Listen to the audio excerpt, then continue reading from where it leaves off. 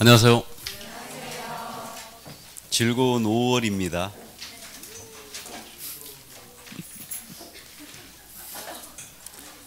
자, 요약집 이번 순한테도 요약집 나갑니다. 자, 이제 심화 과정이에요. 그래서 이제 시험에 나오는 부분을 집중적으로 이번 순환서부터 연습합니다. 그래서 일단 이론에 대한 부분은 이번이 마지막일 거예요. 마지막이고 문제풀이 할 때 완전히 문제만 하는 거 아닙니다. 이론 요약을 해요. 하고 이제 문제풀이를 같이 하는 겁니다. 그래서 일단 그렇게 진행될 거고, 근데 이제 전면적인 이론에 대한 강의는 이번 순환이 마지막이에요. 그래서 그렇게 이해해 두시고, 처음 들으신 분은요 3, 4월 강의를 한번 보시기 바랍니다. 진도가 똑같이 나갈 거니까 3, 4월 걸 한번 보고 처음 하시는 분은 그럼 좀 도움이 될 거예요. 그 다음에 수업이 또 제가 굉장히 스피드하긴 한데 더 스피드해지는 거죠. 이제 빨라질 거예요. 그래서 일단 시험에 나오는 부분을 지금부터 이제 본격적으로 연습을 하는 겁니다. 그렇게 이해하시고 수업을 들으시면 돼요. 자, 그러면 3페이지 총칙 나갑니다. 이 총칙은 출제 비중이 몇 개? 두 개. 그래서 용어의 정의, 중개대상물에서 각 2개입니다. 법의 제정 목적이 나와 있는데 출제 빈도가 17회, 20회, 21회로 되어 있죠. 그래서 이거는 일단은 출제를 안 한 부분이니까 가볍게 이해해 두시고, 우리 기본서는 22페이지에 있습니다. 법의 제정 목적이. 읽어드립니다. 우리 법 제1조예요. 이 법은 공인중개사의 업무 등에 관한 사항을 정하여 그 전문성을 제고하고, 그 업무 등에 관한 사항을 정하여 다음에 끊어야 되죠. 끊고 그 전문성을 제고하고, 다음에 부동산 중개업을 건전하게 육성하여 다음에 끊어야 되죠. 끊고 국민경제 이바지를 목적으로 한다. 그리고 중개업이란 말, 부동산 중개업이란 말에 동그라미예요. 자, 그래서 법의 제정 목적 21회 때 출제한 바가 있는데 일단은 이걸 가볍게 물어봤을 때 이걸 놓치고 오시면 안 됩니다. 먼저 뭐라 그러냐면 공인중개사의 업무 등에 관한 사항을 정한대요. 뭐 당연한 얘기겠죠. 그래서 공인중개사의 업무 등에 관한 사항을 정하여 그 전문성을 높인대요. 전문성을 제고한다는 얘기예요. 전문성을 높이고, 자, 그다음에 부동산 중개업이에요. 부동산 중개업을 건전하게 육성하여 국민경제 이바지함을 목적으로 한다. 단순 암기만 하면 돼요. 의미는 몰라도 됩니다. 그래서 공인중개사 업무 등에 관한 사항을 정하고 전문성을 높이고 국민경제 이바지하고, 이건 쉽게 기억한다고 그랬는데 부동산 중개업이 헷갈리는 거예요. 그러니까 이걸 동그라미 쳐놓은 건데, 우리 공인중개사법은 부동산업을 육성함의 목적이 있는 것이 아니죠. 부동산 중개업이다. 부동산업에는 개발업도 있고 컨설팅도 있고 분양대행도 있고 등등등 있는데 부동산 중개업만을 육성함의 목적이 있는 거예요. 가볍게 이해만 해주시기 바랍니다. 자, 그럼 그 정도고요. 우리 법령의 구성은 참고하시기 바랍니다. 넘어갑니다. 4페이지. 우리 법의 성질이 나오는데 이거는 출제 빈도가 하나도 안 나와 있죠. 그러니까 15회 전에 출제가 됐던 부분인데 지금은 내지 않으니까 가볍게 이해해 주시는데, 우리 기본서는 이 부분이 20페이지에 있어요. 기본서에. 자, 그럼 우리 법의 성질인데 먼저 가볍게 이해만 하고 합니다. 우리 법은 지금 뭐라고 되어 있냐면 부동산 중개에 관한 일반법, 즉 기본법적인 지위가 있어요. 그러니까 우리 법은 부동산 중개업에 대해서는 일반법적 지위를 지니고 있습니다. 일반법이란 말은 기본법이란 말과 동일한 표현이에요. 근데 그 밑에 민법과 상법에 대한 관계에서는 특별법적인 지위가 있다고 그랬죠. 자, 그러면 우리 법이 어떤 때는 일반법도 되고 어떨 때는 특별법도 되더라 이거예요. 그러니까 이거는 절대적 구분이 아니고 상대적 구분인데, 일반법이란 말은 널리 사회적 지위나 계층 상별 지위 이런 거에 관계없이 적용되는 법이에요. 이게 일반법이고, 특별법은 특별한 사람이라든가 특별한 지역, 특별한 시기에 한해서 적용하는 법이다. 그래서 이게 특별법인데, 법을 일반법과 특별법으로 구분하는 이유는요, 그 법 원칙에는 특별법 우선의 원칙이 있어요. 즉, 한 가지 사안에 대해서 2개 이상의 법률을 적용되겠는데 이때 어느 법을 먼저 적용할 거냐, 이 문제가 생기거든요. 이때 먼저 적용하는 법을 특별법이라고 불러요. 이거를. 그래서 우리 법은 부동산 중개업에 대해서는 널리 적용되는 일반법적 지위가 있어요. 그러나 민상법보다는 먼저 적용이 되기 때문에 특별법적인 지위가 있는 겁니다. 이게. 그래서 예를 들면 이게 민사관계예요. 민사관계를 규율하는 법의 총체를 뭐라고 합니까? 민사관계를 규율하는 법의 총체. 이게 민법 아니에요. 민법입니다. 근데 이 민사관계 중에서 특별히 상사 영역을 규율한 법이 있죠. 그게 무슨 법? 상법이에요. 그럼 상법의 지위를 따져보면요. 상법은 상사관계에서 널리 적용되는 일반법적 지위가 있겠죠. 그러나 상사관계에서 일이 생겼어요. 가장 먼저 무슨 법을 적용할까요? 상법. 그러니까 민법보다는 먼저 적용되는 거죠. 그러니까 상법은 민법에 대한 관계에서는 특별법적인 지위가 있는 거예요. 그럼 부동산 중개업 분야는 어디 있느냐? 상사관계 중에 하나죠. 중개를 업으로 하는 분야니까. 그래서 상사관계 중에 하나고, 그럼 부동산 중개업을 규율하기 위해서 우리 공인중개사법을 만들어 놓은 거죠. 그러니까 우리 법은 부동산 중개업 분야에서는 널리 적용되는 일반법적, 기본법적 지위가 있는 거예요. 그러나 부동산 중개업에 대해서 일이 생기면 가장 먼저 우리 법을 찾아보더라 이거예요. 그러니까 민상법에 대한 관계에서는 먼저 적용되니까 특별법적인 지위가 있는 겁니다. 그래서 우리 공인중개사법은 일단 민상법에 대한 관계에서는 특별법적인 지위가 있어요. 그럼 부동산 중개업 분야에는 우리 법이 가장 먼저 적용되죠.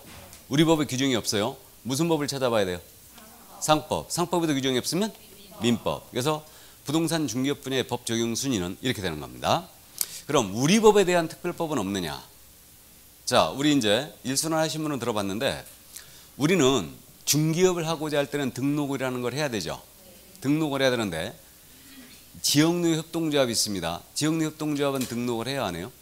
안 합니다. 그러면 노협동조합법이에요. 이 법은 우리 법보다 먼저 적용되고 있죠. 그러니까 노협동조합법은 우리 법에 따른 특별법적인 지위에 있다고 볼 수도 있어요. 그 밑에 써 있죠? 참고하시기 바랍니다.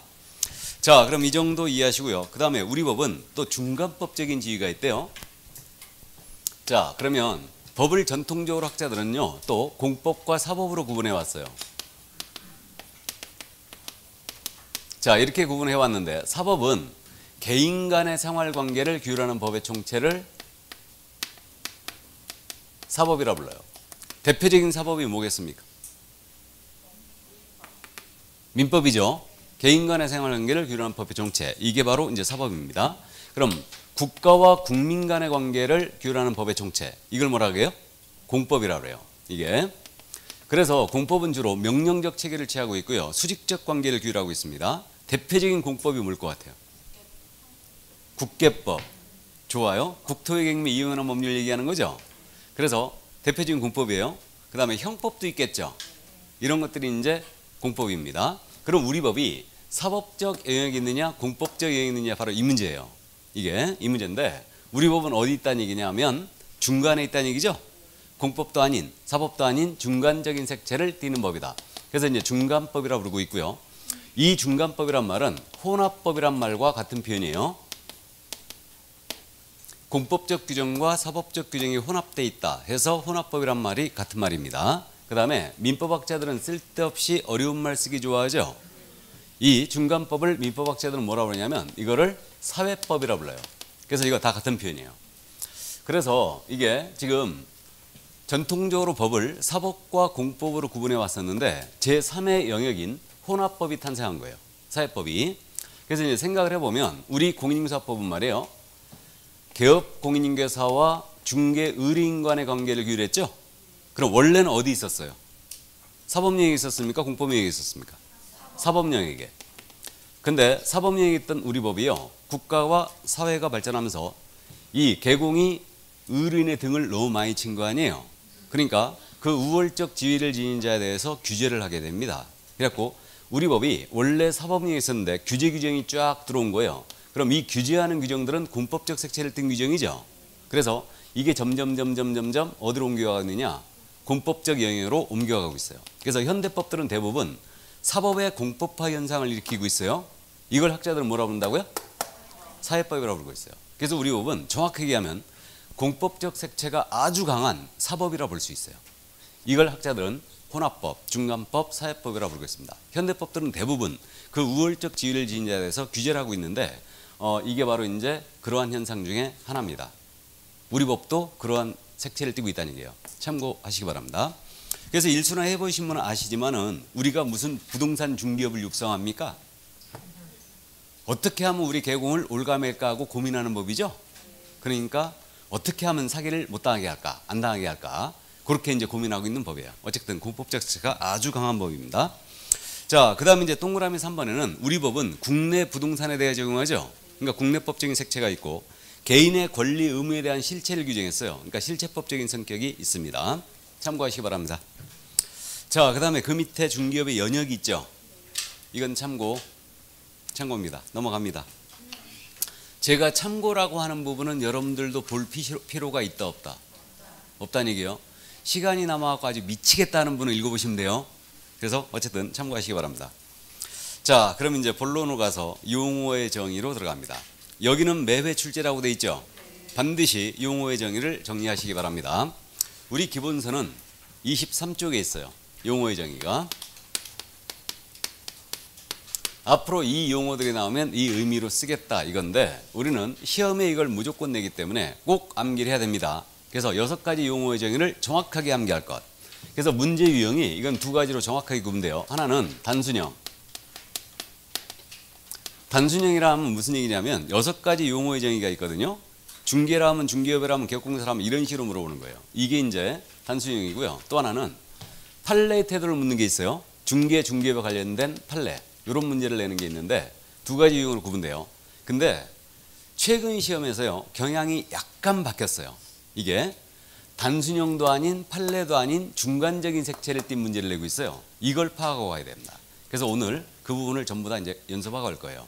일단은 자, 그러면 중개 용어의 정의가 첫 번째 등장했습니다. 갑니다. 색깔 칠해진 부분이 중개 용어의 정의죠. 법정 중개대상물에 대하여 여기서 끊어야 되죠. 거래 당사자 간에 여기서 끊어야 되고 매매교환 임대차 그 밖의 권리의 득실 변경하는 행위를 여기서 끊어야 되죠. 알선하는 것. 이게 중개래요. 자, 그럼 첫 번째 용어의 정의로 중개에 대한 정의입니다. 우리가 중개에 관한 사항을 규정한 법이기 때문에 중개의 용어의 정의를 정확하게 암기하고 있어야 됩니다. 그럼 먼저 뭐라 그러냐면 우리 법이 정해놓은 중개대상물, 즉 법정 중개대상물이에요. 우리 법 3조가 정한 중개사물이죠. 이것에 대하여 거래 당사자 간에 매매교환 임대차 그 밖의 권리의 득실 변경에 관한 행위를 알선하는 것. 이렇게 정했네요. 자, 그럼 문장에 잠깐 생각해 봅니다. 중개라 함은 우리 법 3조에 정한 중개대상물이에요. 5가지가 있습니다. 오늘 공부합니다. 일단 토지가 있고 건축물이 있고 임모, 공장재단, 광업재단이 있죠. 이 5가지에 대한 당사자 간에 사고자 하는 자, 팔고자 하는 자, 세를 얻고자 하는 자, 세를 놓고자 하는 자 사이에 매매교환 임대차 그 밖의 권리의 득실 변경이래요. 그럼 권리의 득실 변경의 대표적인 예시가 뭐다? 매매교환 임대차예요. 이것을 알선한대요. 알선은 거래가 성립되도록 주선한 일체 행위를 얘기합니다. 이게 바로 알선이에요. 쉽게 얘기하면 알선은 무슨 말로 바꿀 수 있다고요? 소개, 매개, 주선이란 말로 바꿀 수 있죠. 그래서 우리 중개라는 것은 이 5가지 물건에 대한 거래를 소개하는 거예요. 그러면 이 5가지 물건이 아닌 것을 소개한다. 중개? 아닙니다. 다음에 소개는 알선이라고 그랬죠, 이거. 그러니까 3자적 입장에 당사자를 도와주는 거예요. 이게 소개다. 그럼 고스란히 암기해야 되거든요. 자, 그림으로 역시 가면 이 토지를 갑이 갖고 있어요. 을과 거래하십니다. 이 거래를 A가 소개하는 거예요. 갑을 사이의 토지에 대한 사고 파는 계약을 합니다. 매매죠. 그다음에 교환도 있을 수 있죠. 임대차도 있을 수 있어요. 그 밖의 이 토지에 대한 권리의 득실 변경에 관한 행위들 이게 있을 수가 있는데 이것을 소개한다. 전부 다 이게 중개입니다. 그러면 토지는 중개대상물이고 갑과 을은 거래의 당사자예요. 그 다음에 매매교환 임대차 그 밖의 권리의 득실 변경이 이 부분이고 요게 알선이에요. 해서 중개라 하면 이 토지에 대한 당사자 간의 거래를 소개하는 거다. 그래서 이렇게 이제 기억하시고요. 그래서 법정 중개대상물에 대한 거래 당사자 간의 매매교환 임대차 그 밖의 권리 득실 변경을 알선하는 것. 이게 중개예요. 그러면 용어의 정의 단순형 이렇게 냈어요. 중개라 함은 법정 중개대상물에 대하여 거래 당사자 간의 매매, 교환, 임대차를 알선하는 것을 말한다라고 냈어요. OX. X죠. 의미가 축소됐어요. 그러니까 중개대상 행위에는 매매도 있고 교환도 있고 임대차도 있고 권리득실 변경이들, 저당권 설정이, 지역권 설정이, 전세권 설정이 등등등이 있죠. 근데 매매, 교환, 임대차를 알선하는 것을 말한다라고 했으니까 의미가 축소됐죠. 저당권 설정을 포함 못 시킨 거예요. 그러니까 틀린 겁니다. 그 다음에 또 중개를 이렇게 냈어요. 중개라 함은 중개사무소에 개설 등록을 하고 법정 중개대상물에 대하여 거래 당사자 간의 매매, 교환, 임대차 그 밖의 권리의 득실 변경한 행위를 알선하는 것을 말한다라고 했어요. 역시 X. 뭐가 빠져야 돼요? 등록이 빠져야 되죠. 그러니까 중개는 이만큼이거든요. 이 절반은 등록을 하고 하는 중개가 있죠. 그 다음에 등록을 하지 아니하고 하는 중개도 있죠. 등록을 하고 물을 알선한 것이다 라고 해도 틀린 거예요. 이 부분을 등록하지 아니하고 하는 중개를 포함을 못 시켰기 때문에. 이해되시죠? 그러니까 정확하게 암기하셔야 됩니다. 근데 최신의 신경향 이렇게 냈어요. 중개라 함은 최신의 신경향 중개대상물에 대하여 매매, 교환, 거래 당사자 간의 매매, 교환, 임대차를 알선하는 행위는 중개에 해당한다라고 낸 거예요. OX. O죠 이거는. 알아보시겠어요? 이 두 지문의 차이를 구분하셔야 됩니다. 이게 최신 경향이에요. 그러면 토지에 대한 매매를 알선하는 행위는 중개에 해당한다. OX. O예요. 이해되셨죠? 그러니까 충분히 숙지하시기 바랍니다. 그러니까 정확하게 암기하시고 이해도 하고 있어야 돼요. 그러니까 요즘 이렇게 내기 때문에 문제가 조금씩 어려워지고 있는 거죠 지금. 이게. 자, 그럼 이제 이렇게 이해를 하시면 되겠고요. 중개를 그럼 한마디로 표현합니다. 한마디로. 중개를 한마디로 표현하면 뭐라고 해요 이게? 알선. 그럼 세탁기 알선 중개 아니라겠죠 이거? 물 알선이다. 이게 중개예요. 그러니까 중개대상물이 아닌 것을 알선합니다. 중개 아니죠? 그럼 권리금입니다. 상가 거래할 때 권리금이 발생됐어요. 그럼 권리금 거래 소개합니다. 권리금은 중개산물이다 아니다? 아니다. 집기 비품에 대한 보상이라든가 이런 성격을 띠기 때문에 권리금은 아닙니다. 그럼 권리금 거래 소개 중개 아니에요. 알선은 소개라고 그랬죠. 그럼 컨설팅을 해준다든가 분양 대행을 해줍니다. 이건 중개에 해당한다 안 한다? 안 한다. 명심하시기 바랍니다. 이건 소개가 아니죠. 그러니까 중개대상물에 대한 알선이 중개다. 그러니까 중개상물이 아닌 것을 소개했거나 소개하는 행위가 아닌 게 중개 아닙니다. 컨설팅 분양 대행은 중개 아니에요. 그 점을 꼭 명심해 주시고. 자, 그러면 이제 중개 나머지 이론적인 내용을 잠깐 살펴보는데, 자, 내용을 좀만 이제 더 가봐야죠. 심하니까. 이게 토지는 이게 중개행위거든요. 이 중개행위의 대상이 되는 물건이죠. 중개행위의 대상이 되는 물건을 줄여서 뭐라 하냐면 중개대상물이라고 그래요.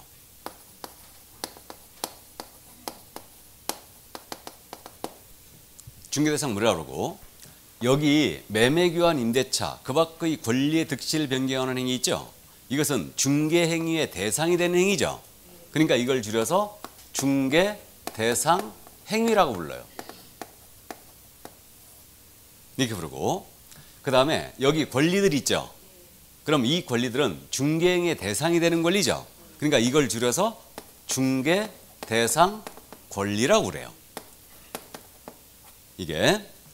그래서 오늘 우리가 중개대상물 파트에서 중개대상물이 되느냐, 중개대상행위가 되느냐, 중개대상 권리가 되느냐 이걸 공부하는데 이게 중개이정에서 나오는 거예요. 중개이정에서 나오는 겁니다. 그러면 중개대상물이 되기 위해서는 기본적인 요건이 이 5가지에 들어가 있어야 되죠. 5가지에 들어가 있어야 되고 이 5가지일지라도 거래가 가능해야 돼요. 그래야 소개할 수 있죠. 그러니까 중개 이거 할 수 있어야 됩니다. 그럼 사적 거래가 불가한 물건들은 중개산물이 되지 않는 거예요. 그게 한마디로 국가가 소유한 재산, 지방자치단체가 소유한 재산, 국공유지산이죠.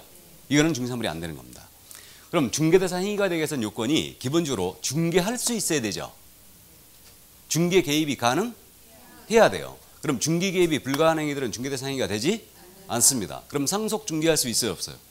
없어요. 경매 중개할 수 있나요? 없어요. 중개 개입 여지가 없는 거예요. 그러니까 중개대상 행위가 안 되는 겁니다. 그거는. 또 중개대상 권리가 되기 위해서는 중개대상물의 성립이 가능한 권리가 되죠. 중개대상물에 대한 권리의 득실 변경을 소개하는 게 중개니까. 그러니까 중개대상물의 성립이 가능한 권리가 되고 그 다음에 이 권리가 이전할 수 있어야지 중개할 수 있죠. 그러니까 중개상 권리가 되기 위해서는 중개대상물의 성립이 가능한 권리하고 이전성이 있어야 돼요. 그러면 중개상물에 성립하지 않는 권리입니다. 상표권, 광업권, 중개상 권리가 될까 안 될까요? 예? 상표권이 이 5가지에 성립하는 게 있어요? 없어요. 광업권은 중개상 권리가 돼야 안 돼요? 안 되죠. 5가지에 성립하는 권리가 아니니까. 이해되셔요? 이전할 수 있어야 된다고 했어요. 그럼 분묘기지권, 지상권과 유사한 물권이죠. 분묘기지권은 이전할 수 있어요, 없어요? 없어요. 그러니까 중개할 수 없는 겁니다. 중개상 권리가 안 되는 거예요. 그래서 이 부분이 오늘 중개상물 파트에서 나오는데 미리 한번 치고 갑니다. 그래서 기본적으로 이해만 일단 해두시고, 그래서 거기 5페이지에 거래 당사자 간의 권리의 득실 변경 행위라고 돼 있죠. 그거 설명되어 있는 게 이 얘기예요, 바로. 이해되십니까? 참고하시고. 자, 그러면 여기서 중개상행위 좀만 더 들여다볼까요? 그럼 중개대상행위는 대표적으로 매매 교환 임대차를 얘기하죠. 저당권 설정이, 지역권 설정이, 전세권 설정이 이런 것들이 있죠. 이게 중개상행위예요. 그러면 중개대상행위는 모두가 계약이네요. 맞죠? 모두가 계약이에요. 그러면 계약은 모두가 법률행위 맞아요? 법률행위고, 이 법률행위는 우리가 민법 시간에 공부했어요. 채권행위가 있고 물권행위가 있죠. 법률행위 듣기만 해도 머리가 지끈지끈하죠. 예, 어쨌든 준물권행위가 있는데 그건 빼고, 그러면 중개대상 행위는 모두가 법률행위다. 맞아요? 맞죠? 이는 채권행위와 물권행위를 포함한다. 근데 모든 법률행위가 중개대상 행위가 되는 것은 아니다. 그럼 법률행위 중에 중개상 행위가 안 되는 게 뭐가 있어요? 뭐라고요? 유치권이 무슨, 그게 행위예요. 권리지. 유치권은 중개상 권리가 됩니다. 지역권, 지역권 설정이 중개상 행위 돼요, 안 돼요? 되죠. 돼요. 그럼 증여, 증여. 증여는 법률행위라고 했죠. 우리 민법이 계약을 취하고 있잖아요. 근데 증여는 법률행위지만 중개상행위가 되지 않아요. 개입 여지가 없으니까. 참고하세요. 어렵죠? 몰라도 됩니다. 근데 이 정도까지, 그러니까 만약에 시험에서 이 부분을 건드리면요, 이거는 떨어뜨리려고 작정하는 거예요. 근데 제가 부해가 나잖아요. 제가 꼬장 부릴 때 이런 문제네요. 근데 한 번도 꼬장을 부려본 적이 없어요. 예. 근데 이해는 해두셔야 돼요. 중개상행위는 모두가 뭐다? 계약이에요. 맞죠? 그러니까 계약이 아닌 거. 상속 판결 경매 계약 아니죠? 그러니까 안 되는 거예요. 원래는. 근데 우리는 상속 판결 경매가 왜 안 되느냐? 중개 개입 여지가 없어서 안 된다 이렇게 하는 거예요, 그냥. 근데 원래는 법리로 따지면 중개상행위는 모두가 법률행위, 계약이기 때문에 계약이 아닌 상속 판결 경매는 중개상행위가 안 되는 겁니다. 원래 그래서 그래요. 참고하시고. 자, 그다음 이제 그 밑에 중개의 성격이 있죠. 중개의 성격은 마지막 출제가 15회 추가되었는데 잠깐 한번 보고 갑니다. 그럼 이 중개가 과연 법률행위냐 사실행위냐 이 문제예요. 이게. 그럼 여러분들이 이제 법률행위라는 걸 민법 시간에 공부하셨지 않습니까? 법률행위는 방금 말씀드렸죠. 대표적인 게 뭐라고요? 계약인데 어떤 법률 효과 발생을 목적으로 한 하나의 의사표시 또는 수개의 의사표시를 불가계로 요소하는 법률 요건이다. 이렇게 공부했죠. 민법 시간에. 근데 쉽게 얘기하면 이게 뭐라고요? 계약이라고 이해하면 돼요. 그럼 계약은 청약과 승낙의 의사표시 합치로 성립되고 있잖아요. 그러면 이 법률행위에 대한 반대말이 바로 사실행위라고 하겠습니다. 그럼 우리 중개라는 게 과연 어떤 법률 효과 발생을 목적으로 하는 의사표시를 하고 있는 거냐 이 문제예요. 그럼 이자의 업무 활동을 따져보면 토지 팔아달라고 중개 의뢰 받았어요. 그럼 토지에 대하여 등기상 증명서 떼봐야 되죠. 그럼 등기상 증명서를 떼보는 행위, 중개 행위 중에 하나죠. 그럼 이것은 어떤 법률 효과 발생을 목적으로 하는 의사표시를 하고 있는 것은 아니에요. 또 이분을 모시고 현장 안내합니다. 이것도 어떤 법률 효과 발생을 목적으로 하는 의사표시를 하고 있는 것도 아니다. 그럼 결론, 우리 중개는 사실행위다, 법률행위다? 사실행위다. 사실행위입니다. 중개는 사실행위예요. 근데 중개의 대상이 된 행위는 모두가 법률행위예요. 헷갈려 죽겠죠 지금. 자, 그럼 결론, 중개는 사실행위다, 법률행위다? 사실행위다. 근데 이 법률행위 성립을 목적으로 하는 사실행위에 불과한 것이지 중개가 법률행위가 되는 것은 아니다. 맞습니까? 부동산 중개는 재산상의 법률행위에 해당한다. OX. X 맞아요? 부동산 중개는 재산상 법률행위에 해당한다. OX. X. 어디가 틀렸어요? 방금 했죠 지금? 근데 눈이 어디가 있다? 15회 추가 때 지문이었습니다. 틀렸어요. 법률행위 아니에요. 사실행위입니다. 그러니까 이런 거에 이제 여러분들이 익숙해져야 됩니다. 빨리빨리 잡아내야 돼요. 이거를. 자, 그 다음에 이제 우리 중개는 이거 A는 이 토지에 대하여 중개를 할 때 갑의 대리인으로서 물건 팔아주는 거 아니죠? 그러면 중개는 대리행위다 아니다? 대리행위가 아니다. 이자의 수임인으로서 이 물건을 중개하고 있는 것도 아니다. 그러면 수임인으로서 행위도 아니죠. 나아가 사자, 심부름꾼으로서 하는 행위도 아니다. 그러면 이 얘기는 중개행위는 독자적 행위라는 얘기예요. 그래서 중개행위는 독자적 행위에 속한다. 그러나 이 법률행위가 성립되도록 도와주는 행위죠. 보조행위예요. 그 다음에 등기상 증명서 같은 걸 떼놓고 있죠. 준비행위입니다. 이 정도만 감 잡아두세요. 그래서 중개의 성격, 중개는 사실행위다. 이 정도 주의하시고, 그 다음에 중개의 3요소는 이 그림에 있습니다. 중개가 되려면 세 가지 요소. 첫 번째, 토지라는 중상물이 있어야 되죠. 이게 있어야 되고, 그 다음에 거래 당사자가 있어야 돼요. 이자가 중개를 의뢰한 자들이죠. 그러니까 중개 의뢰인이 바로 두 번째 요소. 세 번째, 중개 행위자가 있어야 되죠. 그럼 중개 행위자는 통상적으로 누구? 개공이죠. 개업공사가 이제 중개 행위자 세 번째 요소가 되는 건데, 이 개공의 범위에는 무등록업자가 포함되어 안 돼요? 되죠. 무등록업자가 소개해도 이거는 분명히 중개가 맞다고 그랬죠. 등록 여부를 따지지 않으니까. 그렇다고 하여 무등록 중개업을 해도 된다는 얘기가 아니에요. 중개의 3요소에서 말하는 중개 행위자의 범죄는 등록한 개공뿐만 아니고 무등록 개공도 포함된다는 거죠. 그래서 이제 그 정도 또 이해해 두시고. 자, 그럼 이제 판례 직구가이죠. 5페이지의 1번 판례. 이 판례 생각보다 잘 낸다고 그랬어요. 어떤 행위가 중개 행위에 해당하는지 여부는 거래당사 보호의 목적을 둔 법 규정의 취지에 비추어 볼 때 개업공사가 진정으로 거래당사를 위하여 거래할선 중개하려는 의사를 갖고 있으면 개공의 주관적 의사에 따라 결정할 것이 아니고 개업공사 행위를 객관적으로 보아 사회 통념상, 이게 포인트죠. 객관적으로 보아 사회 통념상 거래할선 중개를 위한 행위라고 인정된 여부에 결정한다. 그러니까 중개 행위인지 여부는 사회 통념상 객관적으로 결정한다는 얘기예요. 이 판례 생각보다 잘하니까 이해 꼭 해두시고. 다음 2번 판례 넘어갑니다. 이 판례 주의하자고 그랬는데 조금 독특한 판례이기 때문에 주의하자고 그랬어요.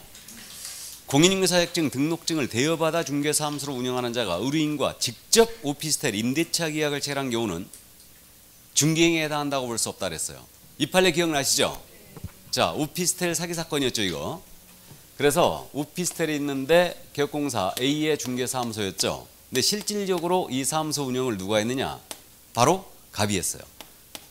이분이 사장님이셨습니다. 그러니까 이분이 자격증을 걸어줬다는 얘기죠.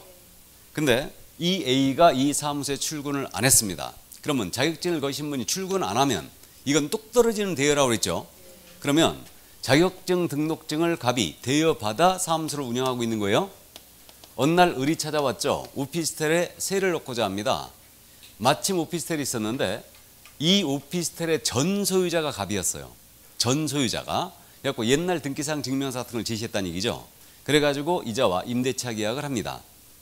그래가지고 임대차 계약서가 작성돼요. 확인 설명서 작성 유보 다 했어요. 그 임대차 계약서가 임대인 갑, 서명 또는 날인, 임차인 을, 서명 또는 날인, 알성 개공 A, 서명 및 날인. 그리고 설명서도 규부가 됐어요. 그래갖고 보증금을 얼마 받았다 했어요? 3천만 원. 을한테 3천만 원 받은 거예요. 그래가지고 인마이 포켓 한 거예요. 그러자 이 3천만 원 이제 사기당했어요. 그러니까 이 A가 공제 가입이 돼 있었죠. 공제. 그래갖고 내가 사기를 당했다. 갑의 중개로 말미암아. 그래가지고 지급 청구를 한 거예요. 공제에다가. 이 소송이 대법원까지 간 겁니다. 이 소송이 대법원까지 갔는데 대법원에서 뭐라고 그랬느냐. 지금 형식적으로 계약서 작성 유보가 됐어요. 설명서 작성 유보 됐는데 이거는 중개라고 볼 수 없다고 그랬어요. 왜 그랬냐면 중개라는 것은 제3자적 입장에서 당사자의 거래를 도와주는 행위죠 지금. 근데 이건 형식적으로 지금 A가 중개한 것처럼 돼 있지만 A가 이 사무소에 출근 안 했죠. 그럼 A의 도장을 누가 찍은 거예요 지금? 갑이. 그러니까 이거는 직접 당사자로서 해버린 거죠. 그러니까 3자적 입장의 당사자의 거래를 도와주는 행위라고 볼 수 없다고 했어요. 그리고 결국 이건 중개가 아니다 라고 하는 바람에 결국 을이 패소했어요. 공제금 지급할 필요가 없다. 우리 그 손해배상 관련 판례를 쭉 봐왔는데 웬만하면 지급해라 할 텐데 이건 중개가 아니라고 본 거죠. 그러니까 공제금 지급할 필요가 없다라고 판단해버린 거예요. 이게. 그래서 이게 독특한 판례이기 때문에 주의를 해야 돼요. 그럼 포인트는 뭐냐? 직접 당사자로서 오피스텔 임대차 계약해버렸죠? 그럼 이건 중개다 아니다? 중개 아니다. 왜 그랬을까? 이자는 절대 책임을 못 피한다고 그랬죠? 야한테 청구해라 바로 이 얘기지. 그 얘기예요. 그래서 결국은 이제 중개행위가 아니다. 이 판례 그래서 기억을 해 두셔야 됩니다. 자, 그래서 직접 의뢰인과 오피스텔 임대차 계약을 했다. 이거는 중개행위에 해당한다고 볼 수 없다고 그랬고요. 다음 3번 판례. 부동산 중개업무는 상법에 정하고 있는 중개 관행에서 기본적 상행위에 해당하고. 자, 이건 가볍게 하자고요. 우리 개업공사는 중개를 영업을 하고 있죠. 그러면 개공이 하는 중개 활동이에요. 이거 상행위일까 아닐까요? 상행이다. 그러니까 이건 상행이에요. 이거는. 자, 따라서 개공이 중개에 대한 책임으로 보증각서를 작성하여 매수인의 잔금 처분을 보증한 경우는 상행위로 간주된다 그랬어요. 이게 그 사건이었습니다. 갑의 개업공사 A, 을의 개공 B, 둘이 협력하여 계약을 성사시켜요. 전형적인 공동중개무 수위죠 이거. 자, 그래서 갑이 그랬습니다. 을한테 이 토지를 파는데 만약에 을이 잔금을 안 치게 되면 내가 큰 손해를 보게 된다. 그러니까 을이 잔금을 안 쳤을 때 니들이 지급하겠다고 각서를 써라 이런 거예요. 그래갖고 보수 30만 원 받자고 이 AB가 보증각서를 써준 겁니다. 이거를. 그래가지고 실제로 잔금일에 을이 지급을 안 해버린 거예요. 잔금을. 그래갖고 잔금이 예를 들어서 1억이었다고 가정했을 때 이 갑이 A한테 1억 지급 청구를 한 거예요. 보증각서를 근거로 해서. 그래가지고 이 A가 뭐라고 주장했냐. 야, B도 보증을 썼으니까 나는 5천만 원 책임만 있다고 주장한 거예요. 이 주장을 뭐라고 하냐면 이제 여러분들이 채권 총론을 공부 안 했는데 보증인이 여러 명이었을 때 각자 나눠진 금액으로 책임을 지느냐 전체에 대한 책임을 각자 지느냐 연대 보증이냐 각자 보증이냐 문제가 생긴 거예요. 이거를.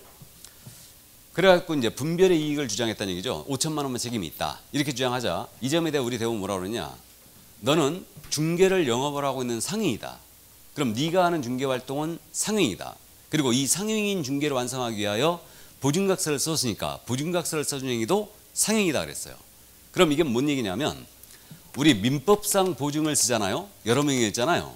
그러면 단독 보증이 원칙이에요. 각자 보증이 원칙이라는 얘기입니다. 근데 상법상 보증을 썼잖아요. 보증을 쓰면 연대 보증이 원칙이에요. 그럼 연대 보증이란 말은 짐작되시죠? 각자 전액에 대한 책임이 있다는 얘기죠. 그래서 1억 다 지급해라 이 얘기예요. 분별의 이익을 인정하지 않았습니다. 그래서 결국은 보증각서를 써준 행위도 상행이라고 그랬죠 지금. 그러니까 상법이 적용되기 때문에 이거는 연대 보증이라는 얘기예요. 이거 전체 책임을 져라 바로 이 얘기였어요. 자, 그럼 정리. 요거 3번 판례는 한 번도 안 물어봤기 때문에 기억해 두세요. 우리 부동산 중개인은 상행이다 아니다? 상행이다. 이걸 기억하라는 얘기예요. 보증각서를 써준 행위도 상행이다. 그래서 그 정도 이해를 꼭 해두시고, 그 다음 4번 판례 있지 않습니까? 이거는 지금 최근에 나온 판례인데 따끈따끈한 최근 판례예요. 이것도 이해해 두시는데, 중개행위에 의한 권리의 득실병간 행위를 관한 법률 행위가 강행법규에 위반한다는 반한다는 사정만으로는 공인사법에 의한 중개행위에서 정해진다고 볼 수 없다. 이거는 정확하게 얘기하면 자격증 대여 사건에서 했던 얘기인데, 자격증 A가 자격증 갖고 있는 A가 B한테 이 자격증을 빌려준 거예요. 근데 이거 B한테 빌려줬는데 이 B가 중개를 하면서 사기를 엄청 친 겁니다. 불법행위를 한 거예요. 이거를. 그러니까 나는 이거 불법행위하라고 빌려준 게 아니다 라고 주장했겠죠. 그러니까 난 자격증 대행위가 아니다. 자격증을 빌려준다는 것은 중개행위를 하기 위해서 빌려주는 거 아니냐. 이때 이 중개행위는 적법한 중개행위가 되지 않느냐 라고 주장한 거예요. 이 점에 대해 뭐라고 그랬냐. 이거 이자가 중개행위 자체가 불법행위에 반한다는 사정만으로 이거 대여에 피해갈 수 없다는 얘기예요. 참고해 두세요. 그래서 4번 판례, 중개행위에 의한 권리의 득실병하는 법률행위가 강행법규에 반한다 하여 이게 중개행위에서 제외된다고 볼 수는 없다라고 했어요. 그래서 그 정도 이해를 해 두시기 바랍니다. 자, 그 밑에 이제 보충이 있어요. 중개 유형, 중개와 다른 개념의 구분, 이 말이 있는데, 이거를 제가 오늘 출근하면서 엄청 고민했거든요. 심화과정인데 이걸 할까 말까 고민했는데, 하는 게 좋을 것 같아, 안 하는 게 좋을 것 같아? 안 하는 게 좋은 것 같다는 그 뜻인 것 같은데, 그 중개와 다른 개념의 구별 있죠. 거기서 위임 정도만 보고 가죠. 출제할 일은 없다는 얘기예요. 이거 지금 보충 부분에 출제할 일은 없는데, 우리 부동산 중개계약은 민법상 계약 중에 뭐와 유사하다? 예? 우리 부동산 중개계약은 민법상 계약 중에 뭐와 유사해요? 위임. 왜 그러십니까? 이건 공부한 바가 있잖아. 지금 우리 위임과 유사하다는 게 판례였죠 지금. 그럼 위임은 타인에게 사무 처리 맡기고 이 타인이 승낙을 하면서 체결되는 계약이죠. 그래서 위임은 사무 처리 계약을 얘기합니다. 동사무소 가서 인감님에 떼달라고 시키죠. 그 다음에 변호사 사무실 가서 소송 맡겼습니다. 이거 위임 계약 아니에요? 맞죠? 부동산 중개는 물건의 판매를 위탁하고 있는 거죠. 그러니까 둘이 구조가 유사하다는 게 판례예요. 유사합니다. 그럼 위임에 있어서 타인의 사무를 처리하는 자를 뭐라고 해요? 수임인. 그럼 이 수임인의 지위와 유사한 자가 중개에 있어서는 누구? 개공이죠. 개공사가 유사합니다. 그럼 수임인은 사무 처리할 때 어떠한 주의를 가지고 사무 처리하라고 그러냐면 바로 선량한 관리자의 주의를 가지고 사무 처리하라고 그랬어요. 기억나요? 선관주의라는 것은 통상의 주의를 가지고 사무 처리하라는 얘기죠. 그래서 개공이 이 수임인의 지위와 유사하기 때문에 개공 역시도 선관주의가 있다는 게 판례의 논리였어요. 그래서 중개와 위임이 유사한 점은 뭐다? 바로 선관주의 의무가 발생된다. 바로 이 점이에요. 이 점입니다. 자, 그런데 차이점은 어디 있느냐? 차이점은 우리 부동산 중개예요. 의뢰인과 개공 간의 신뢰관계를 기초로 합니까? 안 합니까? 즉 의뢰인이 우리 개공을 믿어야 합니다. 안 믿습니다. 그러니까 우리 부동산 중개는 신뢰관계를 기초로 하지 않아요. 근데 위임입니다. 동사무소 가서 인감님에 떼달라고 시켰어요. 이거 믿어야 돼요? 안 믿어야 돼요? 변호사한테 소송 맡겼습니다. 믿어야 돼요? 안 믿어야 돼요? 믿어야 됩니다. 그러니까 위임은 신뢰관계를 기초로 한다는 얘기죠. 이거고, 그 다음에 우리 부동산 중개는 보수가 왔다리 갔다리 하죠. 보수가 왔다리 갔다리 합니다. 그러면 유상이 원칙이다, 무상이 원칙이다? 유상이 원칙이에요. 근데 위임은 무상이 원칙이에요. 무상이 원칙입니다. 이 점에 결정적인 차이가 있어요. 그럼 위임이 왜 무상이 됐을까? 잠깐 쉬었다 갈까요? 우리 민법 시간에 말이에요. 우리 민법상 제도들이 로마법에서 넘어온 게 있고 게르만법에서 넘어온 게 있어요. 이게 법의 계수라고 그러는데, 계수. 들어본 적 있죠? 안 들어봤나요? 시험이 안 나오니까 안 하시는 모양이구나. 민법상 제도들이 로마법에서 넘어온 것들이 있고 게르만법에서 넘어온 것들이 있는데, 위임은 로마법에서 넘어왔어요. 그러면 로마 시대 우리가 모르더라도 로마 시대는 개인의 자유를 중시한 사회였어요. 개인의 자유를. 게르만법은요 단체를 중시한 사회였습니다. 이게 그래가지고 로마 시대 때 영화 보면 그 로마 시대 그 시민들은 말이에요, 그냥 정치에 관여하고 군사에만 관여하고 경제 생활을 노예를 근간으로 경제 생활을 해왔던 거예요. 이게 그래가지고 A 시민이 B 시민한테 일을 부탁을 한 거예요. 일 좀 처리해달라. 사무 처리 맡겠다는 얘기죠. 그래갖고 B 시민이 노예를 보내서 일을 하게 한 거예요. 해줬어요. 사무 처리해 준 겁니다. 그리고 이 B 시민이 일을 해주고 A로부터 보수를 받으면 이걸 치욕으로 생각했대요. 나도 경제력이 있다 이 얘기죠 지금. 그러니까 보수를 받으면 치욕으로 생각했대요. 그래서 위임이 뭐다? 무상의 원칙이 된 거예요. 그래서 이게 근데 우리 중개는 유상성을 띠고 있다는 얘기죠. 왜 중개가 유상성을 띱니까? 개업공사가 상인이니까. 상인은 일을 하면 상인보청권이 있는 데죠. 그러니까 중개는 유상성을 띠고 있는 거예요.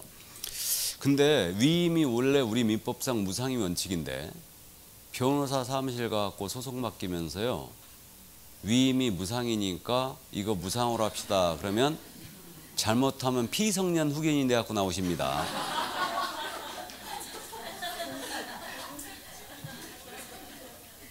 맞죠?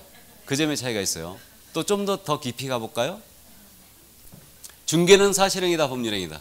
사실행위다. 위임은 계약이라고 그랬죠. 법률행위, 사실행위? 법률행위죠. 법률행위입니다. 그다음에 중개의 대상이 되는 행위. 중개의 대상이 되는 행위는 모두가 뭐라고요? 계약. 법률행위죠. 근데 위임의 대상이 되는 행위. 위임의 대상이 되는 행위는 동사무소 가서 인감증명을 떼어달라고 시키는 행위, 나아가 소송을 맡기는 행위. 그럼 동사무소 가서 인감증명을 발급받는 행위 있죠. 이거는 법률행위 같아요, 사실행위 같아요? 사실행위죠. 어떤 법률 효과 발생을 목적으로 의사표시를 하고 있는 것이 아니에요. 그러니까 사실행위입니다. 근데 소송행위 있죠.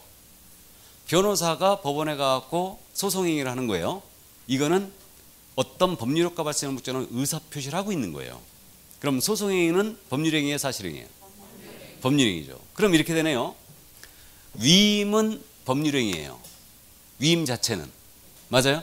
근데 위임의 대상이 되는 사실행위일 수도 있고 법률행위일 수도 있어요. 근데 중개는 사실행위죠. 중개는 사실행위인데 중개의 대상이 되는 행위는 모두가 법률행위예요. 어렵죠? 법률행위란 말만 나와도 어려워요. 어쨌든 좋습니다. 그래서 이 정도만 참고해 두세요. 자, 그래서 거기 위임과 중개 이 정도만 일단 감만 잡아두습니다. 나머지는 그냥 무시해버립니다. 됐죠? 이 정도. 그럼 첫 번째 용어의 정의, 중개에 대한 용어의 정의를 다 봤습니다. 그럼 이제 두 번째 용어의 정의, 중개업으로 갑니다. 자, 7페이지에 지금 중개업이라 하면 다른 사람의 의뢰에 의하여, 여기서 끊으셔야 되죠. 일정한 보수를 받고, 여기서 끊어야 되죠. 중개를 업으로 행하는 것, 이게 중개업이다. 그럼 중개업은 글자 수가 몇 개? 3개. 그러니까 요소가 몇 가지다? 3가지다. 그래서 중개업 용어의 정의 갑니다. 중개업이라 하면 일단 다른 사람의 의뢰가 있어야 돼요. 일정한 보수를 받아야 됩니다. 중개를 업으로 행하는 것 이랬어요. 뭐 별로 어려운 점이 없네요. 그러면 중개업이라 하면 다른 사람의 의뢰 일정 보수를 받고 중개를 업으로 행하는 것이다. 그럼 여기서 단순형 중개업이라 하면 중개사무소에 개설 등록을 하고 다른 사람의 의뢰에 일정 보수를 받고 중개를 업으로 행하는 것이다 라고 나오면 OX, X 뭐가 빠져야 돼요? 역시 등록이 빠져야 된다. 그래서 중개든 중개업정이든 등록이 들어가요, 안 들어가요? 안 들어갑니다.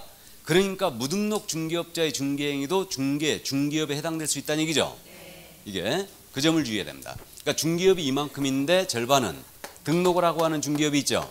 이 절반은 등록을 하지 아니하는 중개업이 있기 때문에 이걸 포함을 못했기 때문에 이 정의는 틀린 거예요.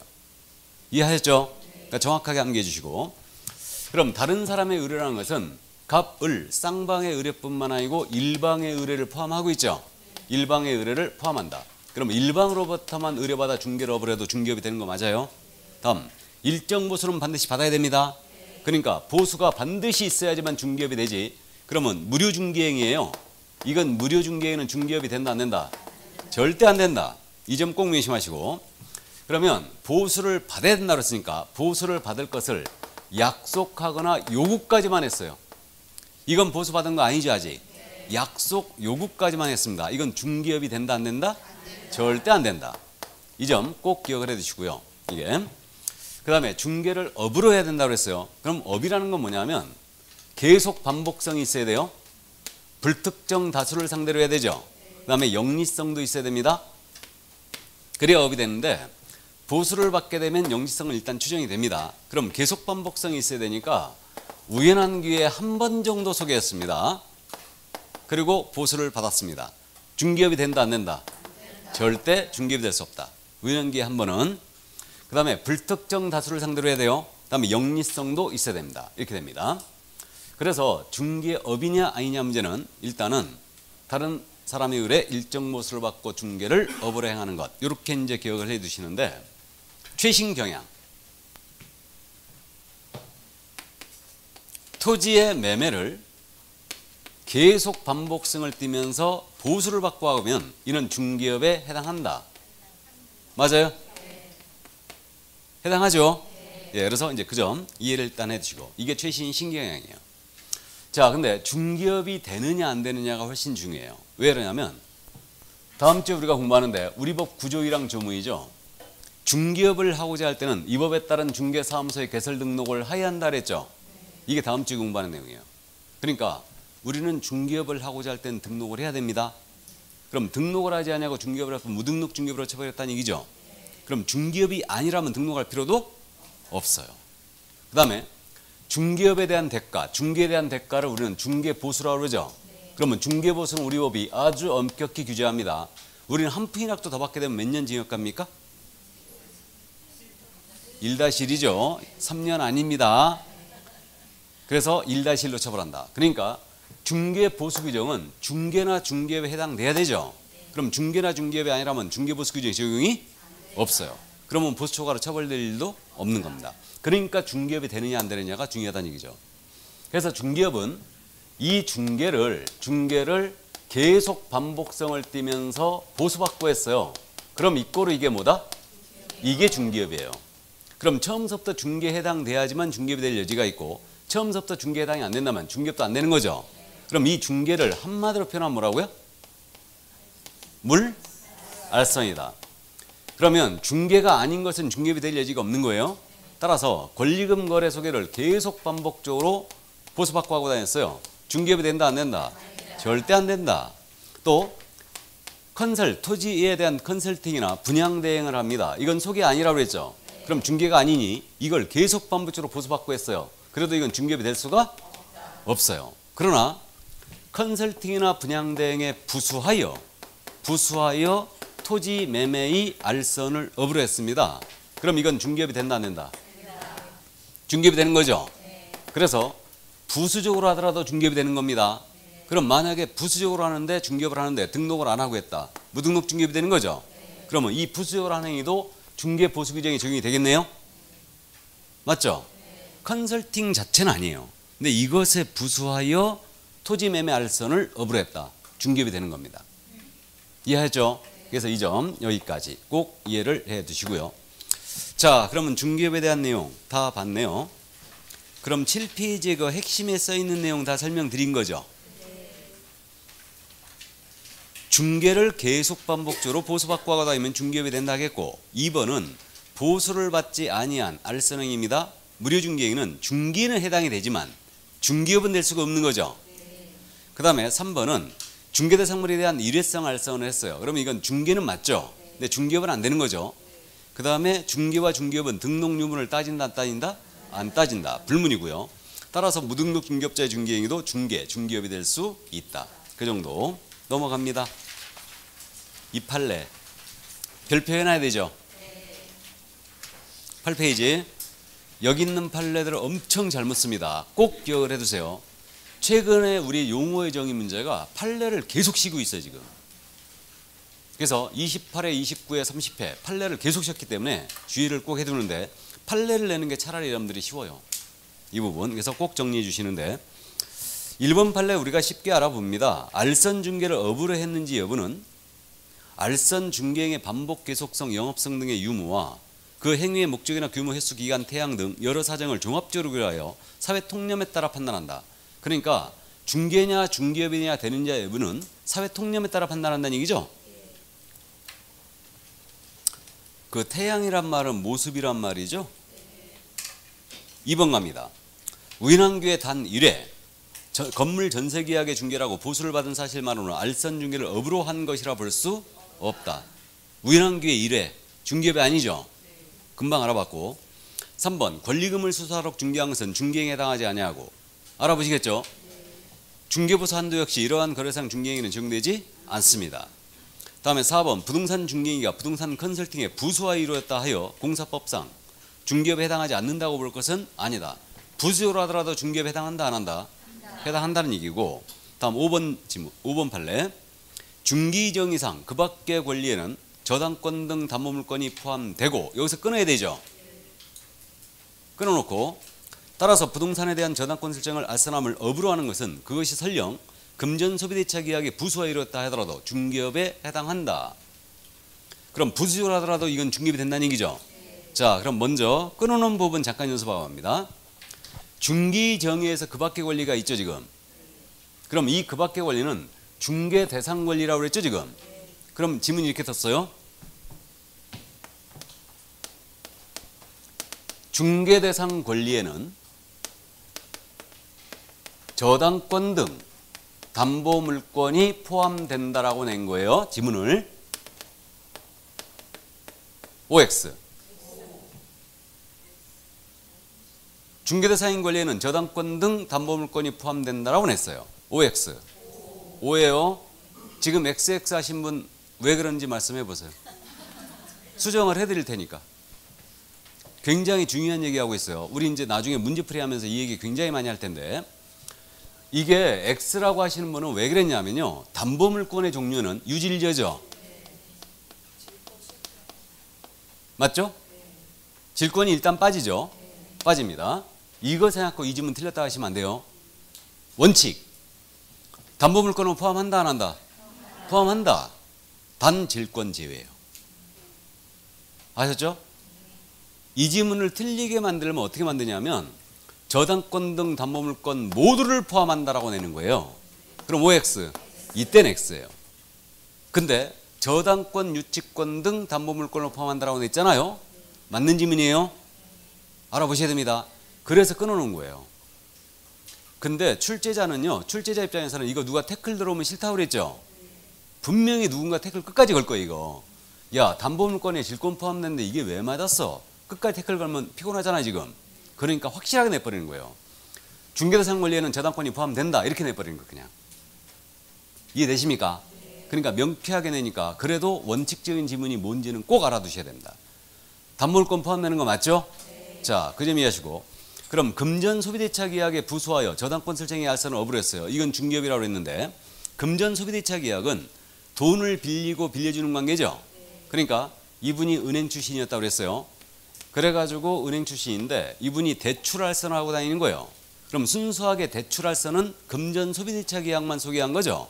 그럼 금전소비대차만 소개했다면 이것은 중개업이 된다 안 된다? 중개업이 되지 않아요. 근데 금전이 중개사물이 아니니까 중개업이 아니에요. 아닌데 이것에 부수하여 주택에 대한 저당권 설정의 알선을 업으로 했다는 얘기죠. 이게 중개업이라는 얘기예요. 그럼 등록하지 않았으면 무등록 중개업으로 처벌했다는 얘기죠 이거. 그러니까 컨설팅에 부수하여 컨설팅 자체는 중개나 중개업이 아니에요. 근데 금전소비대차 계약도 마찬가지로 중개나 중개업이 아닌데 이것에 부수하여 하더라도 이건 중개업이 될 수 있다. 그 얘기예요. 그래서 그 정도 이해해 주시고 자, 그 다음에 이제 6번 판례 했습니다. 중개행위란 개업공사가 거래의 쌍방 당사자로부터 의뢰받은 경우뿐만 아니라 일방 당사자에 의뢰한 경우도 포함한다고 그랬죠. 다음에 7번 판례입니다. 보수를 받을 것을 약속하거나 요구까지만 했어요. 이거는 중개업에 해당한다 안 한다? 안 한다. 그럼 이거 약속 요구한 행위 갖고는 처벌 대상이 돼요, 안 돼요? 처벌 대상이 안 되는 거죠? 처벌할 수도 없어요. 중개업 자체가 아니니까. 자, 여기까지. 그래서 중개업에 대한 용어의 정의를 다 봤습니다. 그럼 이제 쉴 때가 된 거죠? 예, 잠시 쉬었다 하겠습니다.